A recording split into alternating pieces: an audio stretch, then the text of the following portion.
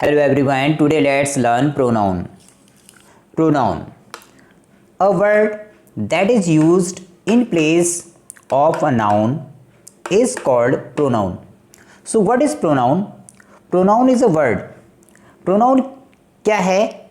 एक वर्ड है that is used यानी कि जिसका प्रयोग किया जाता है in place of a noun. Noun के प्लेस पर यानी कि नाउन की जगह पर. तो प्रोनाउन क्या होते हैं? प्रोनाउन वर्ड्स होते हैं, प्रोनाउन शब्द होते हैं जिनका यूज़ हम नाउन के प्लेस पर यानी कि नाउन की जगह पर यूज करते हैं और उन्हें हम प्रोनाउंस कहते हैं. तो इसका मतलब ये है कि जो शब्द नाउन जिसे हम हिंदी में संज्ञा कहते हैं के जगह पर यानी कि नाउन जहाँ पर हम यूज़ कर रहे हैं उनकी जगह पर हम जो शब्द यूज़ करते हैं उन्हें हम प्रोनाउन कहते हैं. तो दिस इज़ डेफिनेशन. तो इसकी डेफिनेशन तो आपको समझ में आ गई होगी. Now let's take example. अब हम इसका एग्जाम्पल देख रहे हैं. तो ये एग्जाम्पल मैंने लिखा है यहाँ पर, अरुण इज़ माई फ्रेंड. तो यहाँ पर फर्स्ट सेंटेंस में बताया गया कि अरुण जो है मेरा फ्रेंड है. Arun lives in Nainital. अरुण जो है नैनीताल में रहता है. And the third sentence, Nainital is a beautiful place. Nainital जो है एक ब्यूटीफुल यानी कि बहुत सुंदर प्लेस जगह है. तो ये आपको समझ में आ गए तीनों सेंटेंस. अब हम देखेंगे यहाँ पर नाउन क्या है. तो पहले हम देखते हैं नाउन क्या है. तो naming words are called noun. जितने भी नेम्स हैं वो नाउन हैं. और ऑलरेडी नाउन पे जो है हमने एक वीडियो बनाया, अगर वो नहीं देखा है तो आप उसे देखिए तो नाउन आपको क्लियर हो जाएगा. तो यहाँ पर देखिए आप अरुण. अरुण क्या एक नेम है. तो अरुण जो है नेम है और नेम्स जो होते हैं वो नाउन होते हैं. तो यहाँ पर अरुण एक नेम है तो ये एक नाउन हो गया. उसके बाद देखिए हमने अरुण को फिर दोबारा लिखा है. तो यहाँ पर यानी कि ये भी नाउन है क्योंकि ये नेम है वो. और जो थर्ड है वो नैनीताल. हमने यहाँ पे लिखा अरुण लिव्स इन नैनीताल. तो Nainital is the name of a place.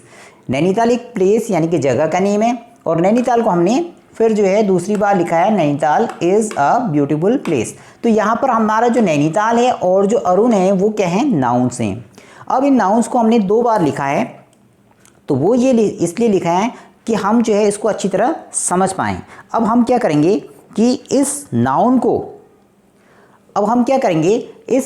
को हम रिप्लेस करेंगे. जैसे कि हमारी डेफिनेशन में हमने देखा है कि जो वर्ड नाउन के प्लेस पर यानी कि नाउन की जगह पर यूज किए जाते हैं उन वर्ड्स को हम प्रोनाउन कहते हैं. तो अब हम देखो यहाँ पर हमने ये अरुण हटाया यहाँ पर. तो अब हम देखिए क्या हो गया हमारा कि हम अगर इसको देखें इसका मीनिंग, हमने लिखा Arun is my friend. Arun मेरा जो है फ्रेंड है. अब हमने कहा अरुण मेरा फ्रेंड है. अब हम उसके बारे में एक और सेंटेंस लिखना चाहते हैं तो हम कहेंगे कि वह नैनीताल में रहता है. तो यानी कि अब हमने दूसरी बार अरुण नहीं बोला. इस बार हमने जो अरुण है उसकी जगह हमने बोला वह. तो वह जो होता है उसे हम हिंदी में तो वह बोलते हैं और इंग्लिश में बोलते हैं ही. तो ही जो है वो है एक ऐसा वर्ड जो हमने इस अरुण के प्लेस पे लिखा है. यहाँ पर हमने अरुण लिखा था, अरुण लिव्स इन नैनीताल. लेकिन अब हमने इस जो अरुण है उसको हटा दिया और अरुण की जगह पे हमने लिखा है ही. क्योंकि ही जो है वो प्रोनाउन है. क्योंकि वो जो ये जो वर्ड है ही, ये जो है नाउन के प्लेस पर नाउन की जगह पर हमने यूज किया है. क्योंकि यहाँ पर अरुण था, यहाँ पर पहले अरुण था और अरुण क्या है, एक नाम है, एक नेम है. और जो नेम्स होते हैं वही नाउन होते हैं. तो अरुण जो है नेम है वो नाउन है. अब नेम की जगह पे हमने ही लिख दिया तो ही जो हो गया वो प्रोनाउन हो गया. तो ऐसे शब्द जो हमारे नाउन की जगह पर, यहाँ पे अरुण की जगह पे ये जगह पे आ गया ही, तो ये हो गया हमारा प्रोनाउन. तो ऐसे अगर यहाँ पर अरुण की जगह अगर कोई गर्ल होती तो हो जाता सी. ठीक है. अगर यहाँ पे दो या दो से ज़्यादा होते तो हमारा हो जाता यहाँ पर दे लिव इन नैनीताल. तो इस तरह से जो है ये सारे वर्ड जो नाउन की जगह पर यूज किए जाते हैं उन्हें हम कहते हैं pronoun.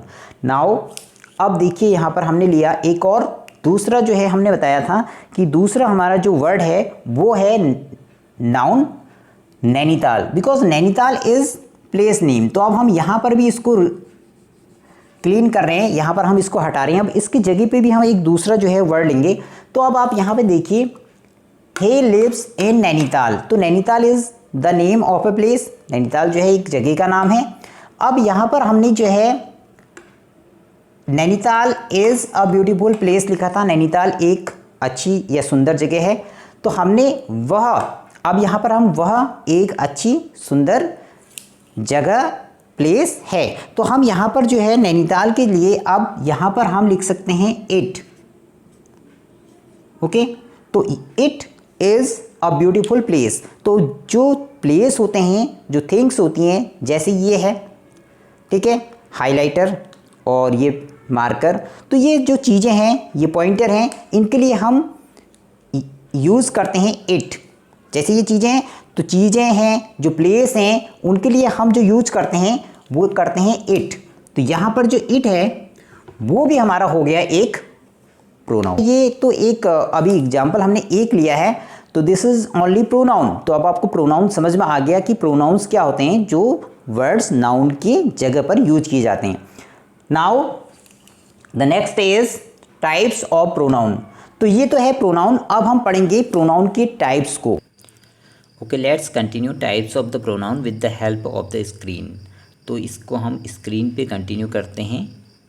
First, personal pronoun. A personal pronoun is a word used for the name of the person or thing. तो पर्सनल प्रोनाउन वे वर्ड्स होते हैं जो किसी पर्सन और थिंग के नेम के लिए यूज किए जाते हैं। तो इनको हम सब्जेक्ट की तरह भी यूज करते हैं और ऑब्जेक्ट की तरह भी यूज करते हैं। तो सब्जेक्ट ऑब्जेक्ट पे ऑलरेडी एक वीडियो बनाया है, उसको आप देखिए तो आपको और अच्छी तरह ये समझ में आएगा। अब एग्जांपल हम देखते हैं। यहाँ पे देखिए, रिया इज़ अ डॉक्टर। रिया एक डॉक्टर है। सी वर्क्स इन अ हॉस्पिटल। वह हॉस्पिटल में वर्क करती है। तो यहाँ पर रिया जो है, रिया के लिए हमने सी लिखा है यहाँ पर। नेक्स्ट, अब आगे देखिए आप, आई मेट हर यस्टरडे। तो मैं उनसे कल मिला। तो यहाँ पर जो आई है वो मैं हूँ, यानी कि अपने लिए मैंने यहाँ पर आई लिखा है। तो यहाँ पर आई और सी जो हैं ये दोनों प्रोनाउन हैं और ये पर्सनल प्रोनाउन है क्योंकि पर्सन के लिए यूज किए हैं। Next, possessive pronoun. Possessive pronouns are personal pronouns. They also indicate possession of something. तो अब हम पढ़ेंगे possessive pronoun। तो possessive pronoun क्या होते हैं, ये possession को शो करते हैं, यानी कि possession मतलब होता है अधिकार। किसी चीज़ पे हमारा possession को इंडिकेट करते हैं, बताते हैं। यहाँ पर देखिए एग्जाम्पल, ये बुक्स, तो ये मान लीजिए ये बुक्स आपकी हैं। तो एग्जाम्पल देखिए, दीज बुक्स आर योर्स। तो योर्स जो है वो पजेसिव प्रोनाउन है, ये आपका इन बुक्स में अधिकार को बताता है, शो करता है। That car is his. तो आप यहाँ पे कार देखिए, तो ये कोई पर्सन है, उसकी ये कार है। तो हिज वर्ड जो है इसमें वो व्यक्ति है, यानी कि इस कार में उसका अधिकार है। तो हिज वर्ड जो है पजेसिव प्रोनाउन है। नाउ पर्सनल प्रोनाउन ये हमने पढ़ लिया अभी, और इन्हीं के लिए हम इस तरह से पजेसिव प्रोनाउन का यूज़ करते हैं। तो ये हो गया हमारा possessive pronoun. Demonstrative pronoun, these are the pronouns which point to a person or thing. This, that, these, those are used as demonstrative pronoun. These pronouns focus on the noun they replace.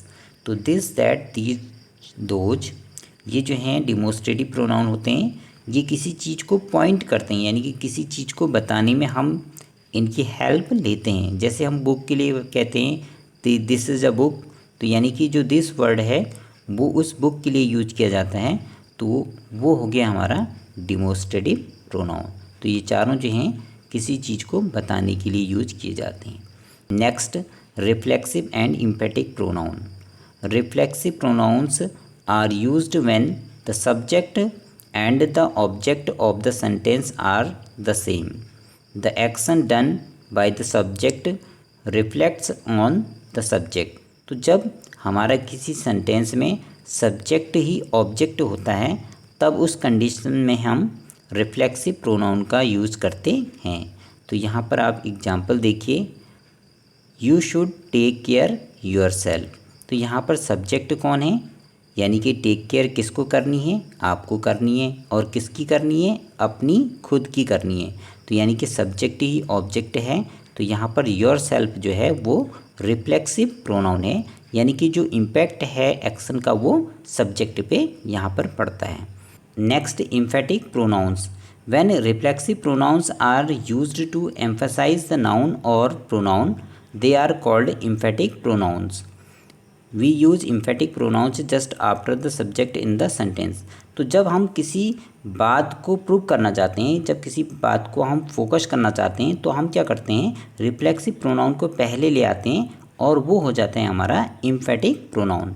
तो यहाँ पर example देखिए, he himself blamed for the mistake. तो himself जो है यहाँ पर वो हो गया हमारा एम्फेटिक प्रोनाउन। अगर हम उसे बाद में ले जाते तो वो हो जाता reflexive pronoun. Distributive and indefinite pronoun. A distributive pronoun considers member of the group separately rather than collectively. तो यहाँ पर क्या होता है, डिस्ट्रीब्यूटिव प्रोनाउन में हम जैसे किसी ग्रुप की बात करते हैं तो वहाँ पर जो है हम उसके प्रत्येक व्यक्ति के लिए सेपरेटली बात करते हैं, यानी कि अलग से जो है हम उसके बारे में बताते हैं, ना कि कलेक्टिवली, यानी कि सबको एक साथ नहीं लेते हम। उस ग्रुप में हर किसी के लिए सेपरेटली अलग से जो है बताते हैं, उसको कलेक्टिवली हम नहीं बताते हैं। तो यहाँ पर एग्जांपल देखिए, each of the student is waiting for the result. तो यहाँ पर रिज़ल्ट जैसे अभी आने वाला है, तो रिज़ल्ट में जो है प्रत्येक जो स्टूडेंट है वो वेट कर रहा है। तो हमने यहाँ पर ऑल स्टूडेंट, सब स्टूडेंट नहीं बताया, प्रत्येक स्टूडेंट मतलब हर कोई स्टूडेंट जो है वो रिज़ल्ट का वेट कर रहा है। Next, indefinite pronouns. The pronouns which do not indicate to anybody in particular are called indefinite pronouns. तो यहाँ पर indefinite का मतलब है not clear, यानी कि अनिश्चित है। जो अनिश्चित होते हैं उन प्रोनाउंस को हम कहते हैं इंडेफिनिट प्रोनाउंस। तो यहाँ पर सिंगुलर प्लूरल और सिंगुलर प्लूरल ये दोनों तरह से हो सकते हैं। यहाँ पे एग्जांपल देखिए, someone is knocking the door. अब मान लीजिए कि कोई हमारा डोर नॉक कर रहा है, खटखटा रहा है, तो वो हमारे लिए इंडेफिनिट है, निश्चित नहीं है कि वो मेल है फीमेल है, ठीक है नहीं। तो इस कंडीशन में हम समबडी या समवन का यूज़ करते हैं जब हमारे को जो है प्रोनाउन क्लियर नहीं होता है। तो यहाँ पर समबडी वो जो हमारे ग्रुप का है, ठीक है, हमारी फैमिली का है। समवन वो जो बाहर से है। Next, reciprocal pronoun. These pronouns show that two or more people take an action and also receive the effect of it at the same time. When one gives, the other member of the group also gives in return. There are two reciprocal pronouns, each other and one another. तो यहाँ पर reciprocal pronounce क्या होता है, इसमें हम जैसे एक ने कोई चीज़ किसी को दी तो दूसरा भी जो है उसको रिटर्न में कुछ ना कुछ देता है। जैसे हम देखते हैं कि जैसे कोई जैसे फेस्टिवल होते हैं या न्यू ईयर होता है, तो एक अगर एक को गिफ्ट देता है तो दूसरा भी उसको गिफ्ट देता है। तो एग्जाम्पल्स में देखिए, they asked each other the same question. एक ने क्वेश्चन पूछा, मान लो उसने पूछा हाउ आर यू, तो दूसरे ने भी पूछा हाउ आर यू, तो एक दूसरे से जो है सेम क्वेश्चन उन्होंने किया। तो इस तरह से जो ईच अदर है वो हो गया reciprocal pronoun. Relative and interrogative pronoun. Relative pronouns describe a noun which has already been mentioned before and more information is to be given about it. तो रिलेटिव प्रोनाउन क्या करते हैं, किसी नाउन को डिस्क्राइब करते हैं और उसके बारे में और इन्फॉर्मेशन देने में हेल्प करते हैं। तो एग्जाम्पल से समझते हैं, this is the boy who won the prize. तो इसमें हम देखिए एक बॉय की, पहले में हमने एक बॉय के बारे में बात की और फिर जो रिलेटिव प्रोनाउन हमने हु लगाया उसकी हेल्प से हमें इसके बारे में और ज़्यादा इन्फॉर्मेशन प्राप्त हुई। तो यहाँ पे हमने बताया कि ये वह बॉय है जिसने प्राइज जीता। Next, interrogative pronouns. Interrogative pronouns are used to ask question. तो इंटेरोगेटिव प्रोनाउन क्या करते हैं, क्वेश्चन पूछते हैं। तो यहाँ पर एग्जांपल में देखिए, who is your best friend. तो यहाँ पर एक क्वेश्चन पूछा गया है और हु जो है एक इंटेरोगेटिव प्रोनाउन है जो कि उस व्यक्ति के लिए यूज किया गया है जो आपका बेस्ट फ्रेंड है। तो यहाँ पर हु जो है वो फ्रेंड के लिए यूज किया गया है, इसलिए यह एक इंटेरोगेटिव प्रोनाउन है। I hope you like this video. अगर ये वीडियो आपको पसंद आया तो आप इस वीडियो को लाइक ज़रूर कीजिए और अपने फ्रेंड्स के साथ शेयर कीजिए। Thank you very much for watching.